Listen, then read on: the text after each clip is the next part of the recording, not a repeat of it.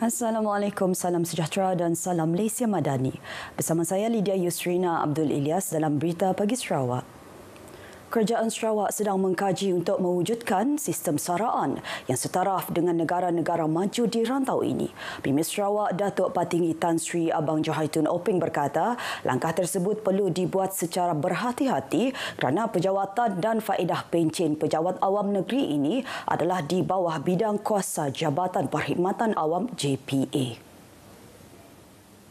Tidak dapat dinafikan baik dari segi sistem saraan, elawan-elawan dan faedah pencen bergantung kepada keadaan ekonomi negara dan juga kos sara hidup semasa. Beliau berkata demikian pada Perhimpunan Penjawat Awam Kongres Kesatuan Pekerja-Pekerja di dalam Perkhidmatan Awam QPEX Sarawak di Miri.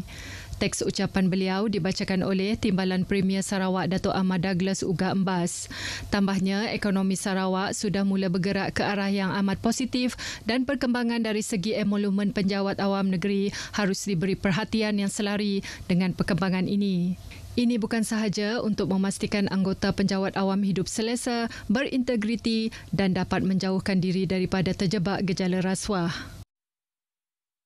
Sementara itu, Datuk Ahmad Douglas Uga Embas meminta kontraktor di Sarawak memanfaatkan sepenuhnya cuaca baik ketika melaksanakan projek-projek infrastruktur di negeri ini bagi mengelakkan sebarang kelewatan supaya tidak menjadi projek sakit. Beliau yang juga Menteri Infrastruktur dan Pembangunan Pelabuhan Sarawak mengarahkan Jabatan Kerja Raya JKR melipat gandakan usaha menyiapkan projek-projek kerajaan dalam pemantauan yang ketat. Beliau berkata demikian kepada pemberita selepas melawat projek pembinaan Jambatan Marudi di Baramiri. Jambatan Marudi setakat ini mencapai 68.4% siap, iaitu lebih awal daripada jadual asal. Ia dijangka siap September ini berbanding jadual asal iaitu Jun tahun depan.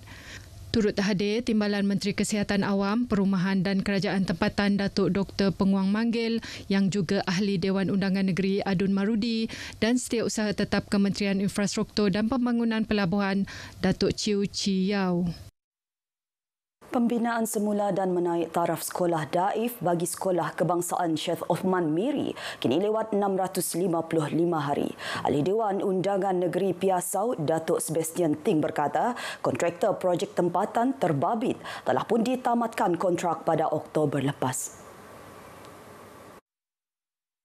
Kontraktor ini juga telah dikenakan penalti dan disenarai hitamkan oleh Lembaga Pembangunan Industri Pembinaan CIDB dan tidak boleh menyertai mana-mana tender di negara ini dalam tempoh 2 tahun. Manakala status pembinaan projek itu setakat ini 69.27% siap, berbaki hampir 30%.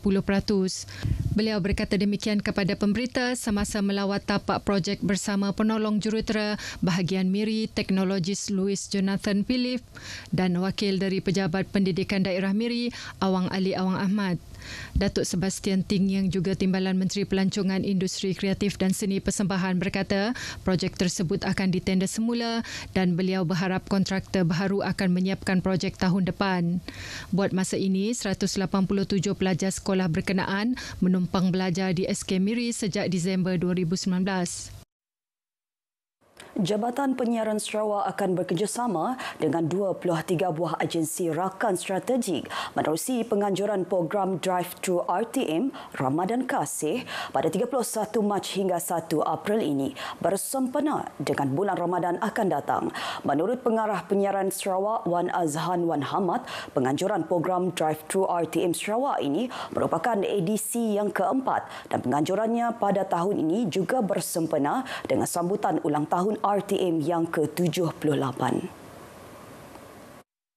Ion Otomat Kuching merupakan salah satu rakan strategik RTM yang akan terlibat sama dalam acara Jeraiwara Ramadan Kasih RTM dari Kuching ke Sibu antara pengisian terbaru bagi program Drive-Thru RTM. Selain daripada program yang dianjurkan seperti tahun-tahun sebelumnya di RTM Kuching, pada tahun ini kita membuat siri kelainan dengan kita mengadakan siri jelajah ke Sibu dan ini akan melibatkan juga pihak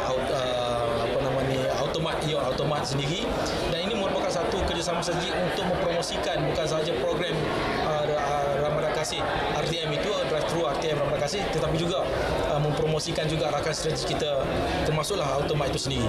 Dan ini memberikan situasi menang-menang bukan sahaja kepada RTM tetapi juga semua rakan strategi kita. Beliau berkata demikian kepada pemberita pada majlis perasmian tapak baru Ion Automat Kuching di Jalan Pending. Sementara itu, Ketua Pegawai Eksekutif syarikat tersebut, Akbar Daniel, memberitahu pihaknya amat mengutamakan pelaksanaan program tanggungjawab sosial korporat CSR untuk menyumbang kepada komuniti lebih-lebih pada bulan Ramadan nanti. Pihaknya sentiasa mencari peluang untuk bekerjasama dengan RTM sebagai rakan strategik di samping mempromosikan produk-produk syarikat dan juga program-program yang disediakan oleh RTM. Program siasat adalah salah satu aktiviti yang amat penting dalam Ion Automat ini, di mana kita position benda itu sebagai salah satu giving back to the society itself.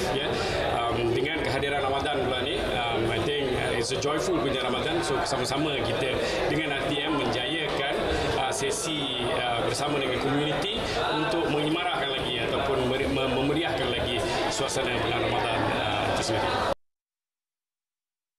Kementerian Perdagangan Dalam Negeri dan Kos Sara Hidup KPDN Sarawak komited meneruskan pelaksanaan program Jualan Rahmah PJR menerusi kolaborasi bersama penggiat industri peruncitan. Pengarah KPDN Sarawak Matthew Dominic Barin berkata ini berikutan sambutan program berkenaan di Bumi Kenyalang adalah amat menggalakkan. Bagi tahun ini, setakat 26 Februari, sebanyak 134 program telah dilaksanakan di seluruh negeri termasuk PJR bergerak. Ia sekaligus menunjukkan peningkatan dalam pelaksanaan PJR tahun ini berbanding tahun lepas.